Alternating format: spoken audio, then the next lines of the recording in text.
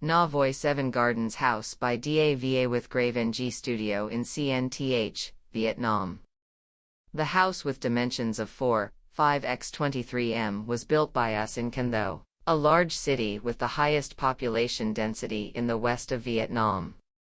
Amidst the strong development of society, developing houses with 100% construction density is obvious to meet the needs of living and working in a big city. Therefore, an area of indoor garden seems like a luxury, but this house has up to 7 gardens. Fitting is probably the correct phrase to describe this house. Each thing is made a little less, a little smaller, to expand the living space for trees. The day will come when small gardens will grow large and invade living spaces. Indoor gardens always bring a very special feeling. It is also what connects the entire house, so that every living location is not limited by walls.